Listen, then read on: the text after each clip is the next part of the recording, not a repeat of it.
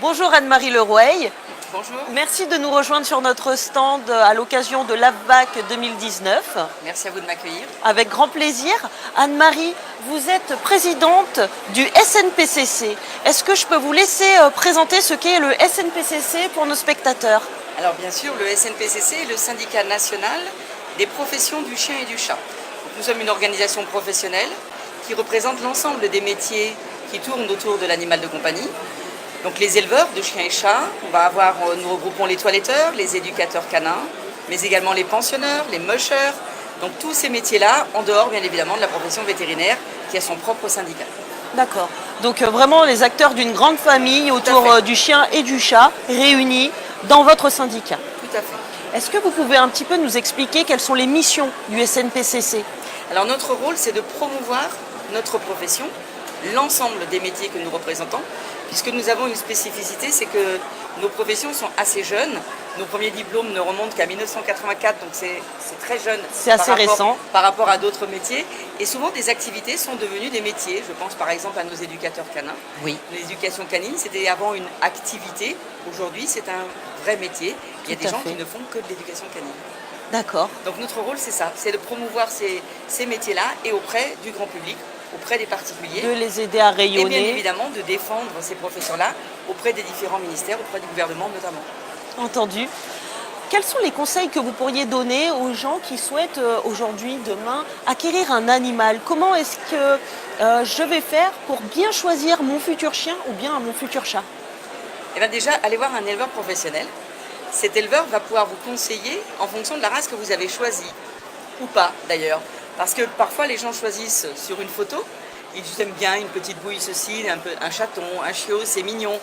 Mais en fonction de votre vie, en fonction du lieu de votre vie, en fonction de votre cellule familiale, si vous avez des enfants ou pas, l'âge parfois aussi que l'on peut avoir en tant que propriétaire d'animal, évidemment le choix il n'est peut-être pas forcément celui-là.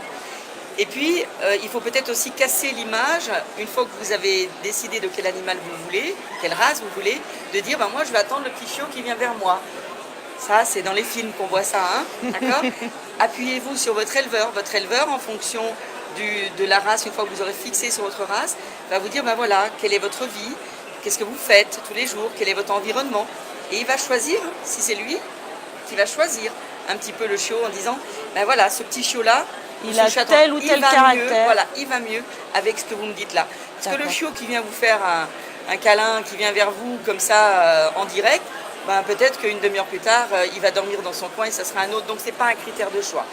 Et puis après, on a quand même sanitairement, si les personnes, les propriétaires se promènent comme ça au milieu des chiots, c'est pas forcément ce qu'il y a de mieux non plus. D'accord.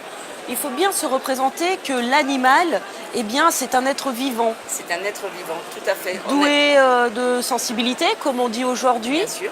Et donc, adopter un animal, c'est une responsabilité également pour la personne qui va accueillir cet animal chez soi. Tout à fait, c'est une vraie responsabilité. C'est-à-dire que lorsqu'on décide d'acheter un chiot ou un chaton, on n'achète pas une table, on n'achète pas une chaise qu'on peut déplacer, changer selon son bon vouloir. On achète un être vivant. Donc l'éleveur, bien évidemment, en amont, il va faire des dépistages, certainement sur ses géniteurs en fonction de certaines maladies, pour sécuriser un petit peu le chiot, le chaton, pour qu'il n'y ait pas de soucis, ou le moins de soucis possible. Mais le risque zéro, il n'existe pas. On n'acquiert pas un animal en se disant j'aurai pas de problème plus tard, c'est pas possible. Donc l'éleveur va envoyer ensuite le client chez un vétérinaire pour faire les rappels de vaccins, va l'encourager à un suivi santé, va l'encourager à aller chez un éducateur canin professionnel, chez un toiletteur, chez un pensionneur. Il va l'encourager bien sûr à rester dans un circuit professionnel adapté. Mais en aucun cas, c'est un papier qui est signé comme ça, un sein blanc. Et puis, ce qui est un peu dommageable, c'est qu'effectivement, les éleveurs parfois se disent, oui, on a des clients, ils pensent qu'ils ont une peluche, quoi. Hein, donc oui, un chien et un chat, ça fait pipi, ça fait caca. Oui, un chien et un chat, ça s'éduque. Voilà. Ça, c'est important. Merci Anne-Marie pour ce témoignage et toutes ces clés pour bien comprendre comment faire le bon choix dans l'acquisition de son animal. Merci beaucoup. Merci à très bientôt et bon salon. Bientôt. Au revoir. Merci.